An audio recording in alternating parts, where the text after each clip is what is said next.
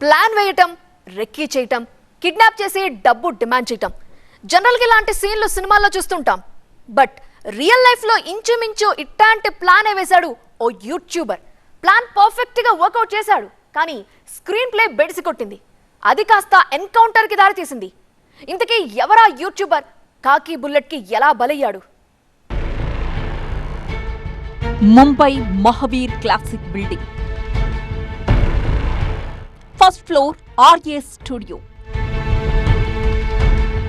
Studio నుంచి పిల్లల అరుపులు. అటుగా వెళ్లే వాళ్లంతా అది గమనించడం, పోలీసులకు సమాచారం ఇవ్వగానే వాళ్లొచ్చి ఇతడిని కాల్చేయడం చకచకా జరిగిపోయాయి. అసలేం జరిగింది? స్టూడియోకి పిల్లలు ఎందుకు వెళ్లారు? పోలీస్ తూటాలకు ఇతనెందుకు బలయ్యాడు?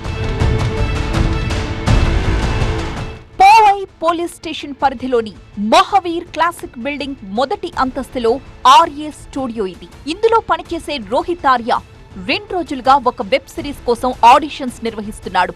దీనికోసం నిన్న దాదాపు 100 మంది పిల్లలొచ్చారు. వీరిలో 17 మందిని ఆపేసి ఒక గదిలో నిర్బంధించాడు. భయపడిన పిల్లలు ఒక్కసారిగా కేకలు పెట్టారు. రోడ్డుపై వెళుతున్న వాళ్లంతా దాన్ని గమనించి వెంటనే పోలీసులకు సమాచారమిచ్చారు. ఫైర్ సిబ్బంది, బాంబ్ స్క్వాడ్, క్విక్ రెస్పాన్స్ టీంలతో స్టూడియోకి వెళ్లారు పోలీసులు. ఆలోపే రోహిత్ ఆర్య సోషల్ మీడియాలో ఒక వీడియో రిలీజ్ చేశాడు. పిల్లల్ని కిడ్నాప్ చేశా, కొందరిని ప్రశ్నించి సమాధానాలు వినాలనుకుంటున్నా, పోలీసులు అతి తెలివి చూపిస్తే స్టూడియో మొత్తం తగలబెడతానంటూ హెచ్చరించాడు.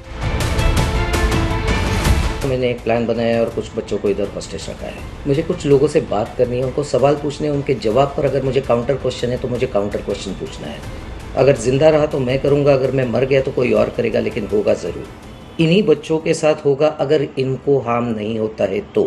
Because the slightest wrong move from your end will trigger me कि मैं ये पूरा जगह को आग लगा दूं और उसमें मर जाऊं.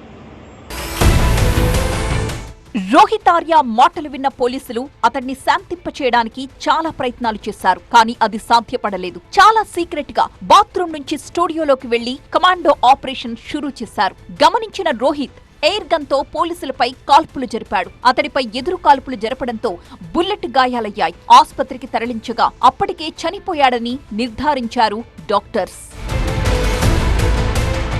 నాగ్పూర్ కి చెందిన రోహిత్ సొంతంగా యూట్యూబ్ ఛానల్ ని రన్ చేస్తున్నాడు. ముంబైలోని చెంపూర్లో ఉంటూ ఈ స్టూడియోలో పనిచేస్తున్నాడు. 12 ఏళ్ల క్రితం లెట్స్ చేంజ్ కార్యక్రమాన్ని మొదలుపెట్టాడు. పాఠశాల చిన్నారులను శుభ్రతకు అంబాసిడర్స్ గా మార్చడం ఆ కార్యక్రమం యొక్క ఉద్దేశ్యం. అప్పటి విద్యాశాఖ మంత్రి దీపక్ కేసార్కర్ హయాంలో ఆర్య ఓ కాంట్రాక్ట్ ని సంపాదించాడు. ప్రాజెక్ట్ కి సంబంధించి ప్రభుత్వం నుంచి 2 కోట్ల రూపాయలు రావలసి ఉంది. బకాయిలు చెల్లించాలంటూ గతేడాది జనవరిలో 2 సార్లు నిరాహార దీక్ష చేశాడు. మంత్రి నివాసం ముందు ధర్నాకు దిగాడు. దీంతో మంత్రి 15 లక్షల రూపాయల 2 చెక్కుల్నిచ్చారు. కానీ అవి చెల్లలేదు. మోసపోయానని గ్రహించిన అతడు ఆగ్రహంతో పిల్లల్ని కిడ్నాప్ చేసుంటాడని పోలీసులు భావిస్తున్నారు.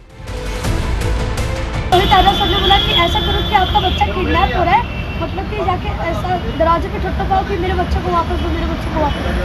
ओके, ये सब चीज शूट कर देंगे. बाद में जब भी मैंने न्यूज़ देखा तो मुझे नहीं लगा क्योंकि ये किडनैप की केस.